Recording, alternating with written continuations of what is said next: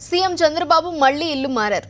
Madinaguda farm house నుంచి ఏకంగా 5 star హోటల్లోకి మకాం మార్చేశారు.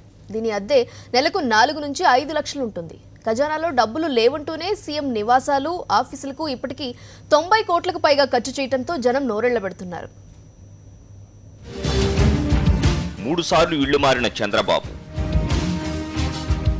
మదీనాగూడ ఫామ్ హౌస్ నుంచి పార్కు హయత్ హోటల్లో మకాం. మూడోసారి సీఎం అయినప్పటి నుంచి 3 ఇళ్లు మారిన చంద్రబాబు. హోటల్ అపార్ట్మెంట్ అద్దె రోజుకు 17,000. సీఎం నివాసాలు, ఆఫీసులకు 90 కోట్లకు పైగా ఖర్చు. ఆంధ్రప్రదేశ్ ముఖ్యమంత్రి చంద్రబాబు నాయుడు కుటుంబం మరోసారి ఇళ్లు మారింది. 2014 జూన్ 8వ తేదీ సీఎంగా బాధ్యతలు చేపట్టిన తర్వాత 3 ఇళ్లు మారారు.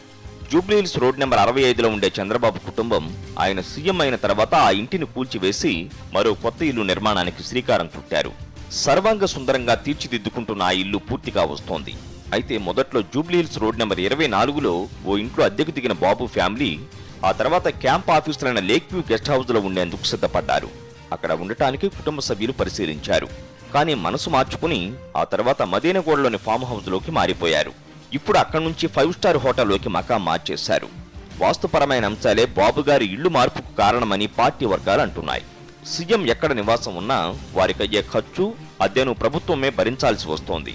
అయితే చంద్రబాబు నాయుడు 5 స్టార్ ఇంటికయ్యే ఖర్చు ఎవరు భరిస్తారో వేచి చూడాల్సి ఉంది. దేశంలోనే ఇలా 5 స్టార్ హోటల్ అనే ఇల్లుగా మలుచుకున్న మొట్టమొదటి సీఎం చంద్రబాబు నాయుడేనని రాజకీయ వర్గాలంటున్నాయి.